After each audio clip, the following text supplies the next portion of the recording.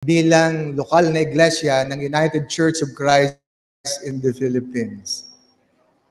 Magandang umaga po sa mga pinuno o pamunuan ng Bayan ng Calaca sa pangunguna ng ating mayor at sa inyong lahat na narito ngayon. Dami natin ang biyaya at presensya ng Panginoon sa ating pagdiriwang, kalakip ang patuloy na panalangin na ang ating buhay at pananampalataya ay maging kalugod-lugod sa Diyos sa lahat ng panahon. At patuloy tayong maging kasangkapan ng dakila niyang mithiin para sa pagbabago ng buong sanglibutan ayon sa kanyang banal na kalooban. Kasama ko pong bumabati sa inyo ang ating pamunuan ng United Church of Christ in the Philippines sa pangunguna ni Obispo Reuel Norman O. Maridza, ang General Secretary ng United Church of Christ in the Philippines, at ang 6 na iba pang obispo na bumubuo ng Council of Bishops ng United Church of Christ in the Philippines. Kasama ko rin pong bumabati sa inyo ang siyam na conference ministers dito sa South Luzon Jurisdiction na nakikiisa, dumadalangin ng patuloy na pagpapala ng Diyos sa inyo bilang isang kapatiran at sa bayan ng Calaca kung saan naroon ang iglesia lokal ng United Church of Christ in the Philippines. Magandang umaga po! Gutom na po ba kayo? Huwag kayong mag-alala. Ang akin pong mensahe ay 5 minuto lamang at 2 oras. Hindi ko po alam kung sino ang gumawa ng tema ng inyong pagdiriwang. Ang haba. Napakahaba ng inyong tema. Pero malaman. Kumbaga, sa inihaing pagkain, kumpleto rekado. Nandyan na. Kakainin na lamang natin. Ako po ay sanay na dito sa Calaca. Kabataan pa po ako. Sa bagay, mukha pa naman akong kabataan, di ba? Kabataan pa po ako. Doon kami tumitira sa bahay na bato.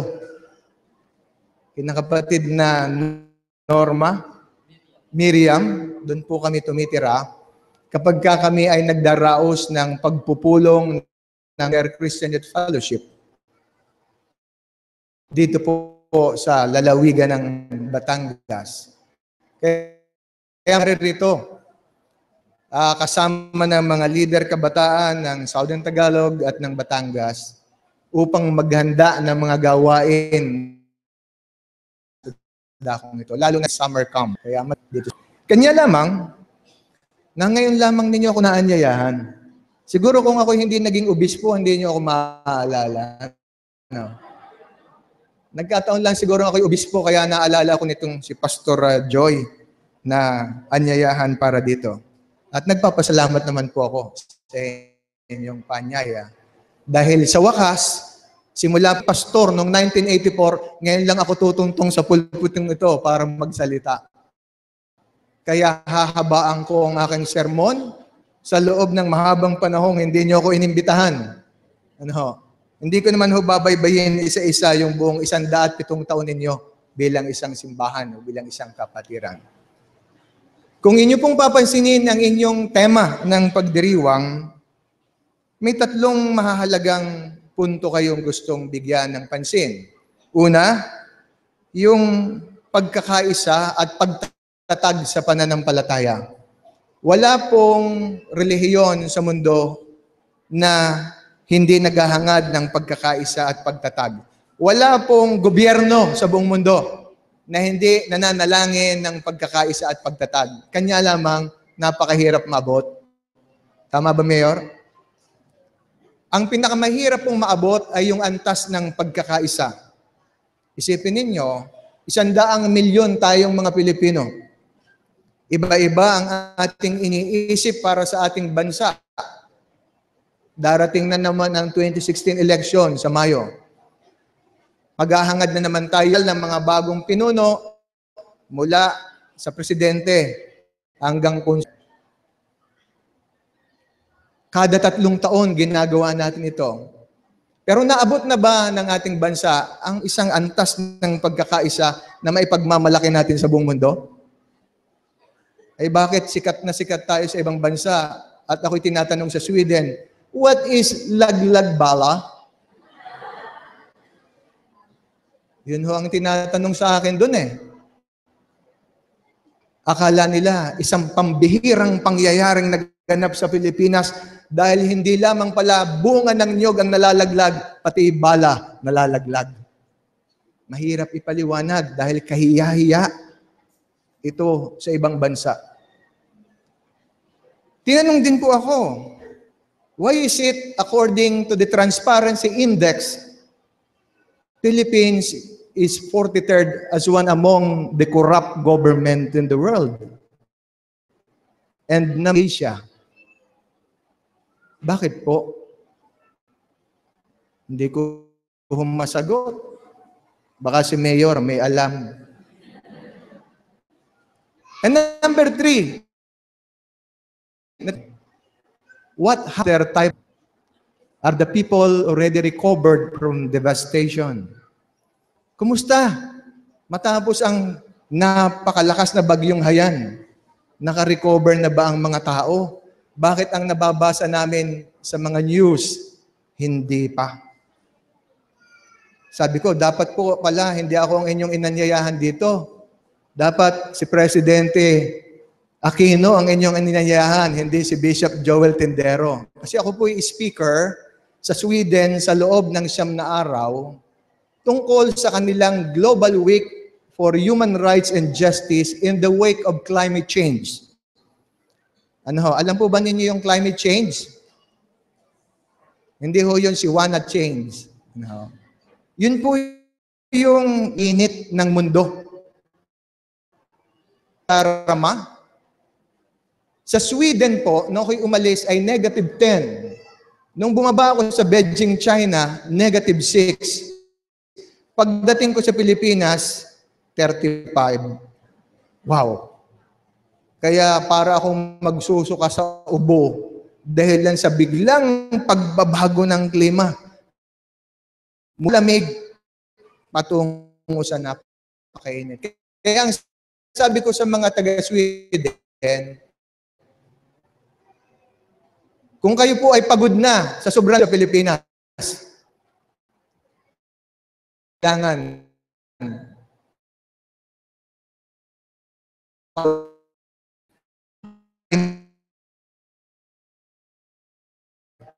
dalawa may suot nito.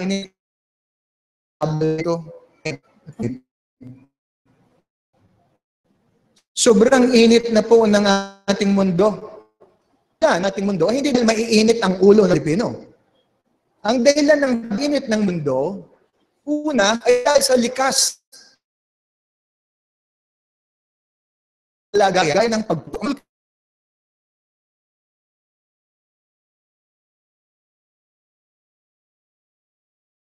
Na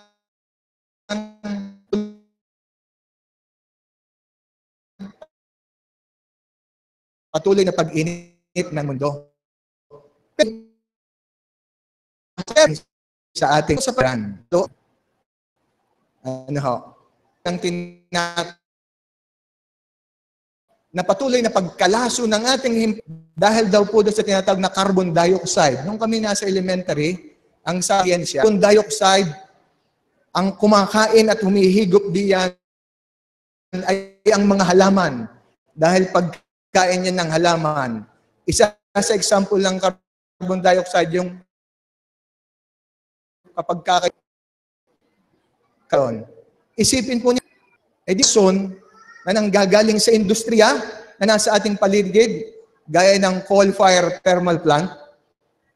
Alam yun ni Mayor.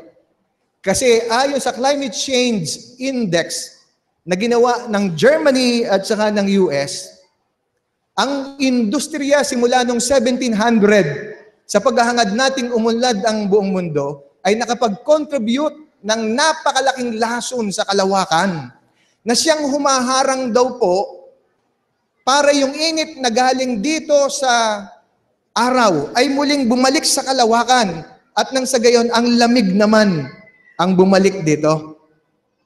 Ay pero dahil daw po sa napakaraming lason na dulot ng emission ng carbon dioxide, nahaharangan yung kalawakan. Alam po ninyo, pag binasa niyo ang Genesis, nilikha ng Diyos ang mundo na napakaganda. Sabi doon sa verse 31. Tama po ba? At ang Diyos ay nasiyahan sa kanyang nilikha. Napakaganda ng mundo na nilikha ng Diyos. Pero unti-unti at patuloy nating winawasak bilang mga tao. Kaya naman, ang drawback nito sa atin, matindi. Isipin ninyo, sa Pilipinas, ang Pilipinas po ay mayroong regular na 20 bagyo kada taon. Only in the Philippines.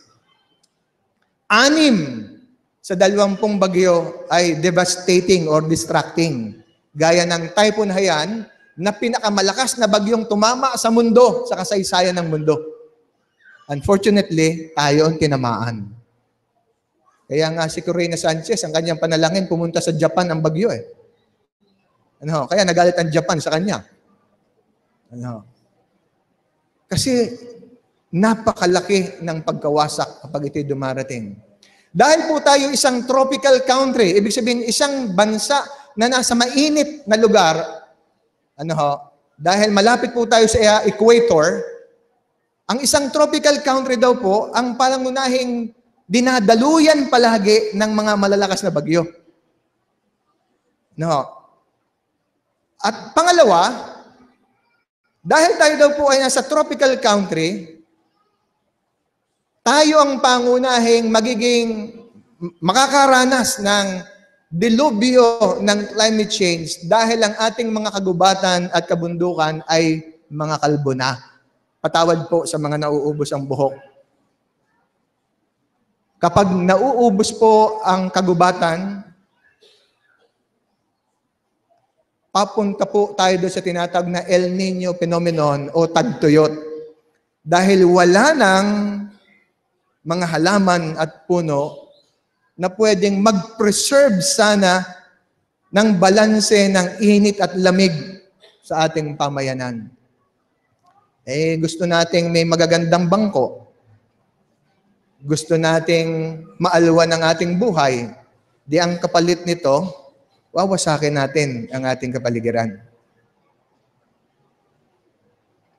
Dahil po tayo tropical country, ang ikatlong impact ng climate change, habang dito'y umiinit at doon sa lugar na sobrang lamig at nagyayelo, ang buhos daw po ng init ay tumutunaw sa mga makakapal na yelo sa Antarctica at dahil doon tumataas ang level ng dagat. At kapag tumataas ang level ng dagat, kapag ito'y sinabayan pa ng tinatawag na habagat, babaha sa mga pamayanan. Nararanasan ba ho niyo sa kalakayon? Maaring hindi pa. Pero darating ang araw, aabutin ito ng maraming dalampasigan dahil tumataas na ang antas ng karagatan sa buong daigdigan. Dahil po tayo napapaligiran ng tubig bilang isang archipelagic country, maraming mga bahagi ng ating bansa habang tumataas ang tubig ay tiyak nalulubog.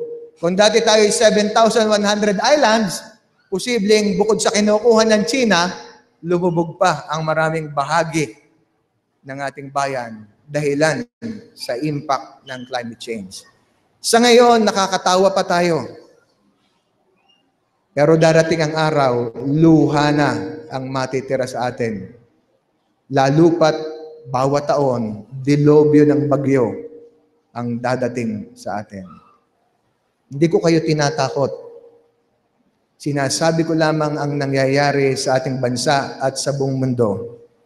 Lalo pa kung hindi tayo kikilos bilang isang simbahan at ang pamahalaan para ating paliitin ang maaring maging pinsala ng labis na pag-init ng mundo sa kabuhayan, sa kalusugan, at sa ating pamayanan. Sa katapusan po ng buwang ito, magtitipon ang mga pinuno ng mundo sa Paris, France sa tinatawag na Climate Change Conference. Doon po'y kanilang pag-uusapan at pagpapasyahan na hindi umabot sa isang alarming situation ng pag-init ng mundo at sisikapin nilang hindi makaabot sa 2. Kasi nasa 0.85 na po ngayon yung init. At kung hindi masasawata hanggang sa susunod na 25 taon at umabot na below 2, aba mga kapatid, buhay pa tayo na sa impyerno na tayo. Patindi ng init. Buhay pa tayo, parang sinusunog na tayo sa impyerno. Baka naman maraming nag-i-enjoy sa impyerno. Sinasabi ko po iyon sa tatlong mahalagang bagay. Una, ang sabi ng Biblia, life is a gift from God. Ang buhay ay isang regalo o biyaya mula sa Diyos. Pag ito'y biyaya o regalo, hindi mo ito pinagpagalan. Tama po ba? Pag binigyan ka ng regalo, bigay iyon sa iyo. At ang mundong ito ay bigay ng Diyos sa atin. Ibinigay ito ng Diyos sa atin para ating pangalagaan. Kaya makita po ninyo, sa order of creation, ika-6 na nilikha ang tao. Bakit po? Iprinipera ng Diyos mula sa first day hanggang 5th day ang lahat ng ating pangangailangan para tayo mabuhay at itinalaga ang tao bilang katiwala at tagapangalaga nito. Kaya sabi ng salmista, the earth is the Lord and the fullness thereof. Ang daigdig ay sa Diyos at lahat ng naroroon. Hindi kay mayor, hindi kay obispo, hindi sa inyo. Lahat ng narito ay pag-aari ng Diyos. Pero sabi ng mga dalubhasa sa pamantasan, ang paniniwala daw po na ang Diyos ang may the least possible ay ang pinakamahiri ng theory higher nakasalungkot po nakaalama siyang sabi ko akot sa Diyos. Walang sa Diyos na hindi siya kahit pare dahil hanga na makuha at pagkawasak ng daigdig at ng mga tao. Sabi sa Biblia, hindi tayo makapaglilingkod sa dalawang Diyos, sa kayamanan o sa Diyos. Dahil iibigin natin ang isa at kamumuhian ng ikalawa. Susundin ng isa at tatalikuran ng ikalawa. Kaya mamimili tayo sa pagitan ng Diyos o sa lapi ng lahat ng kasalanan. Hindi mangyayari ang ganitong pagkawasak kung walang mga taong sakim sa salapi at kapangyarihan at ginagamit ang kapangyarihan payaman at lalo pang yumaman. Mainam na makita natin ito. Dahil kapag hindi natin ito nakikita, ang buhay ay nawawalan ng halaga. At ang buhay ay patuloy na at hindi tayong katiwala nilikanan. Yung salita na dominion, nagaling sa salitang Hebreo na hada, meaning to subdue, ay napalitan ng salitang domination. Kasi ang dominion is a very important word in the Old Testament that shows that we are the stewards of creation. But it so happened, humanity, because they refused to follow God. In Genesis chapter 3, ang sabi po ng ahas, hindi kayo mamamatay, kayo'y matutulad sa Diyos. Yung paghahangad ng taong maging tulad ng Diyos, maging kasing kapangyarihan ng Diyos para kontrolin ang mundo, yon ang naging dahilan ng pagkawasak ng mundo. Yun ang dahilan kung bakit may digmaan sa buong mundo. Yun ang dahilan kung bakit may mga refugee ngayon sa Syria. Yun ang dahilan kung bakit may mga rebellion na nangyayari sa buong mundo. Dahil ang kapangyarihan ay labis na hinahangad ng tao para makontrol ang yaman ng sanglibutan. Dahil gusto ng taong matulad sa Diyos. Ang problema natin sa mundo, kapag tayo nagkakamali, sa halip na tayo maging accountable and responsible, we tend to blame others for the wrongs that we have done. Tama po ba? Ganyan ang politika sa ating bansa. Pardon me, Mayor, to say these things. No? Sa halip na aminin na nagkamali, hahanap ng ituturo kung sino ang nagkamali. Look at what happened to Mama Sapano for the killings of 44 SAP troopers. Sino bang umamin? Lahat ng sino. Kasi yun po ang dahilan ng pagkakasala eh. Nung magkasala, si Eva at si Adan, at sabi ni Adan, dahil po dito sa babaeng ibinigay mo sa akin. Laging ang mga babae ang nasisisi sa kapalpakan ng lalaki, ano? Di ba? We tend to have a blessed world. Ano ang sabi ng babae para i-depensa ang kanyang sarili? Dahil po sa ahas. Eh sino ba lumikha ng babalik uli sa Diyos ang sisi? Dahil sa iyo, Diyos, kung ito, may goodness. Ito ang umiiral na kultura, lipunan at sa buong mundo. We are so visible. Napaka-importante pong makita natin yon. Ang mundo ay mababago lamang if we learn to humble ourselves. Gaya po ng sagot ng Panginoon sa panalangin ng isang napakatalinong hari na ang pangalay Solomon nang itinatalaga ang templo sa kanilang pagdiriwang gaya ng anibersaryong ito. Ang sabi ng Panginoon, malibang kayo magpakumbaba, tumalikod sa inyong mga kasalanan, lumapit sa akin at manalangin, diringgin ko kayo at ibabalik ko sa inyong bayan ang kapayapaan at kasaganaan. Importante po ito mga kapatid. Our spirituality that was given to us by God during the creation because God breathed unto us His Spirit. Diba ganun sinabi sa creation story? Matapos ang tao'y lalangin at ang sabi na niya, hiningihan niya ito at ito'y naging kaluluwang may buhay. God breathed unto us His Spirit. Ibinigay ng Diyos sa atin ang kanyang Espiritu para tayo maging responsableng katiwala ng mundo. Pero dahil ang tao'y naghangad na maging Diyos, nawala ang Espiritu ng Diyos sa atin. Gaya rin ng nangyari kay Haring Saul.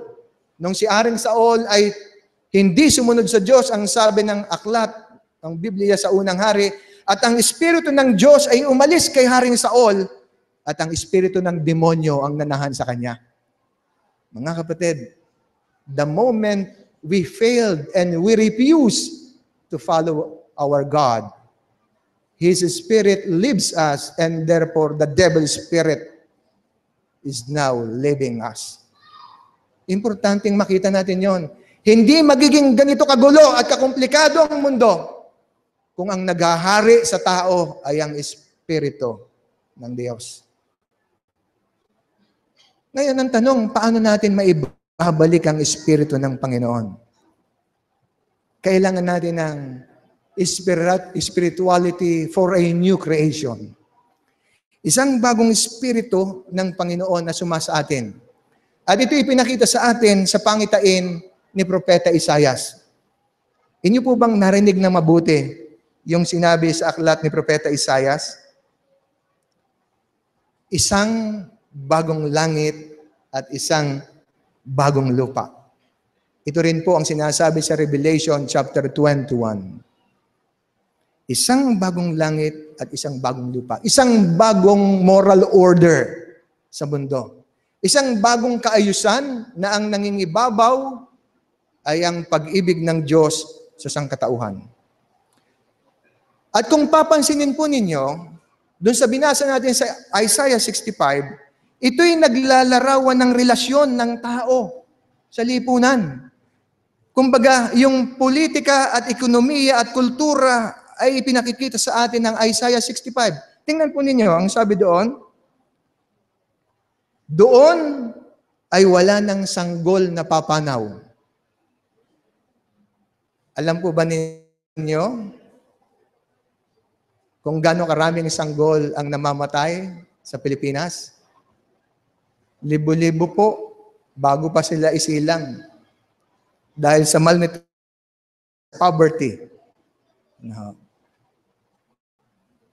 Ganong karaming mga sanggol ang namamatay sa iba't ibang panig ng mundo dahil sa digmaan, dahil sa kagutuman, sa pagkawasak ng kalikasan. Pero ang vision ng Panginoon, wala ng sanggol na papanaw. Ikalawa, ang sabi doon, hahaba ang buhay ng aking mga nilalang. Ang ating simbahan, 107 years na. Sino po dito ang 100 taon na? Mababa sa 100 taon, 98. May 100 taon na po ba dito? Kayo po, tatay? 94. Meron pa ho ba ang tataas sa 94? 94. Ang sabi po doon sa Isaiah, lahat ng tao ay hahaba ang buhay. Pag hindi ka nakarating ng 100, ikaw ay pinarusahan. Mayor, ilang taon ka na po? Mukhang 33. Pag hindi ka raw po nakaabot ng 100, ikaw ay pinarusahan. Anong ibig sabihin po nito? Ano ba ang nagdudulot ng paghaba ng buhay kapag ang mga tao ay nabubuhay ng payapa? Kapag ang mga tao ay nabubuhay ng sapat sa kanilang pangangailangan sa araw-araw? Kapag ang mga tao ay hindi nag-iisip ng masama sa kanyang kapwa at walang sakim na nabubuhay sa daigdigan. Habang naririto po iyon, hindi natin mararanasan ang haba ng buhay. Lifespan ang tinutukoy dito. No. Ngayon, ang lifespan natin, 70 na lang. Mabuti si tatay, naka 94 na. Diba? Pangatlo po, ang sabi dito, kanilang tinayong bahay, matitirahan nila ito. Gano'ng karami ang walang bahay sa Pilipinas. Lalo pat ni-revive yung batas sa panahon ng martial law na merong 40 meters easement mula seashore. Kaya maraming dinidemolish na bahay. Pero nakapagtataka dito sa atin sa Batangas, pinalalayas yung mga taong pero pinagtatayo ng malaking resort diyan sa Look, sa Batangas, sa Nasugbo. Ay bakit pag mayaman makakapagtayo sa tabi ng resort? Bakit pag mahirap kailangan paalisin dahil may 40 meters easement law ang ating bayan? Ang daming walang bahay. Maraming may bahay, pero kakaunti ang merong maayos na tahanan. Sa Biblia po at sa ating lingwaheng mga Pilipino, pag sinabi natin kapayapaan, ito po'y galing to stop crying, tahan. At yung salitang tahanan ay nagbibigay ng kumpulan, kaya tumitigil sa pag-iyak ang mga tao at tumatahan dahil meron silang tahanan. Yun ang ibig sabihin sa atin ng kapayapaan sa Pilipinas. Kapag ikay nasa loob ng tahanan, protektado ka na, walang sino mang pwedeng pumasok sa iyong bahay at walang sino mang pwedeng kumuha ng iyong buhay at ari-arian. Pero maraming dumaranas gati sa ating bayan. Ang sabi rin, sila'y magtatanim at sa kanilang mga tinanim, sila'y mag-aani. Gandang larawan, very agricultural, very economic. Di po ba? Ay 70% ng mamamayan sa Pilipinas ay mga magsasaka. Kaya 65 million sa Pilipinas nabubuhay lamang sa katumbas na $2 sa isang araw. Meaning to say, 100 pesos. Mabubuhay po ba ang isang pamilya today? But survey says, 65 million of 100 million Filipinos with just $2 a day. Ayan, dollar ay 47 lang. Extreme poverty. People are not economically empowered in our nation. Despite of the fact, our government said there is a growth of 7% of gross domestic product, but it doesn't trickle down to the level of an ordinary Filipino citizen. Ang kalagayan ng mundo ay taliwas sa pangitain ng bagong langit at bagong lupa. Natin mga kapatid, na matupad dahil isang bagong espiritu na nais ng Diyos sa buong joy.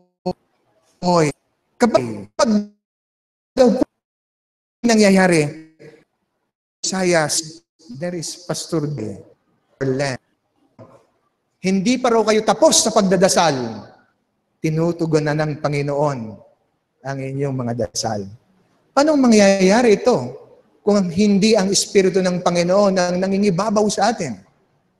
Kundi ang Espiritu ng Diablo na kumikilo sa ating pamayanan, na nagdudulot ng pighati, pagdurusa, kahirapan, korupsyon sa ating pamayanan. Unless we have found a new spirit in God, we can never find peace, equality, and tranquility in this world. Ano ang tungkulin natin bilang simbahan sa kabila ng lumalaganap na krisis ng ating pamayanan? Una, tayong mga Kristiyano bawa sa diwa ng kapakumbabaan. Matuto tayong masiyahan kung ano meron tayo at huwag maghangad ng higit sa ano paman. Yun. Usong-uso tayo na kung anong meron ng ating kapitbahay, meron tayo. Hindi pwedeng wala. Bili ng bagong bahay, ay patay. TV ang kapitbahay, bibili rin tayo. Buti na lamang, hindi pa out sa market ang electric chair. Baka pag may nabili ang electric chair, may gumaya din naman. Di ba? Tayo isang consumerist society and thrown away society. Ibig sabihin, bili tayo ng bili kahit hindi natin kailangan, tapon ng tapon sa ating kapaligiran, kaya naman pawasak ng pawasak ang ating pamayanan. Let us live simple life, mga kapatid. Pero hindi naman nagdarahop na buhay. Simpleng buhay. Kung merong isang larawang ipinakita sa aklat ng Exodo, sa isang simpleng buhay, sa ilang, yung kumuha ng marami, yung kumuha ng kakulang. Ano pang ibig sabihin noon? Pag malaki, di share mo. Pero pag maliit ang pamilya mo, dapat ang share mo. Dapat para sa'yo. Ang mundo, nasa ilang Pilipinas, 50 pamilya ng resources sa ating bayan, samantalang yung napakarami ay walang-wala. So hindi po yung simpleng buhay. Ang buhay na simple na bubuhay at nasisiyahan at hindi ka nagdarahop, ngunit hindi ka naman labis na nagsasagana para ikaw ay maging palalo at sakim sa iyong buhay. Pangalawa, mga kapatid, let us continue to nurture our Christian life with the words of God. Huwag nating kalimutan ang salita ng Diyos. Punong-puno ito ng mga buhay. Sasabihin ko sa inyo, mga kapatid, sino po may cellphone?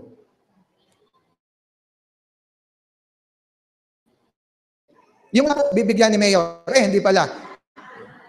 Sino may cellphone? Lahat, alas on. Sino po may Biblia? Marami din. Alin ang nauna niyong buksan pagka umaga? Cellphone o Biblia? Oh, kita na ninyo? Diga. sa inyo na sa isang lugar babalikan ng Biblia. O isa lang ang tumaas. Iwan ang cellphone, hahanapin pati yung para, di ba? At ipabablatter pa sa barangay na nawawala ka ng cellphone. That shows our priority. Mga kapatid, ang renewal ng spirituality ay nakasalalay kung paano natin pinapahalagaan ang salita ng Diyos at paano sinisikap na ang salita ng Diyos ay maghari sa ating buhay. Iglesia ay magiging matatag lamang, magiging masigla lamang kapag ito'y palaging nakaugnay sa kanyang Panginoon at nakagagawa ng mabuting bagay para sa kaiunlad ng kanyang pamayanan. Lalong matutuwa ang ating mayor kung ang bawat kaanib ng UCCP dito sa Kalaka ay nakapagko-contribute ng pag-inam ng buhay ng pamayanan, pagganda ng buhay ng pamayanan, pagpapahalaga sa kalikasan at kapaligiran, at higit sa lahat, mabuting mamamayan na sumusunod sa batas, ngunit mamamayang critical kapag ang batas ay winawasak mismo ng mga namamahala sa bayan. Gusto ko lang pong ipaabot sa inyo, Mayor, ng United Church of Christ in the Philippines, ang aming simbahan, ay hindi mananatiling tahimik kapag ang pamamahala sa bayan ay hindi responsable at ang namamahala ay hindi accountable at ang namamahala ay nagpapayaman lamang sa kanyang tungkulin. Gagamitin po namin ang aming karapatang bumoto at pumili ng mga pinuno na sa palagay namin ay sumusunod sa mga aral ng Panginoon at magiging dahilan ng pagbabago ng pamayanan at pag-alwan ng buhay ng sangkatauhan. Ipanalangin natin, mga kapatid, na ang taong 2016 ay magdulot sa ating bayan ng panibagong pangitain para sa pagbabago at pagunlad, na kung saan ang mga mamamayan, gaya ng larawan ni Isaias, ay namumuhay ng payapa, malulusog, marunong sa ilalim ng biyaya at pagpapala ng Panginoon. And I will count all of you as member of the United Church of Christ in the Philippines to take and to embrace the vision of Isaiah for us to have a new heaven and new earth in this world. God bless you all. Sa inyong pagdalangin ko'y lalong sumagana ng Diyos sa inyong lahat. Amen.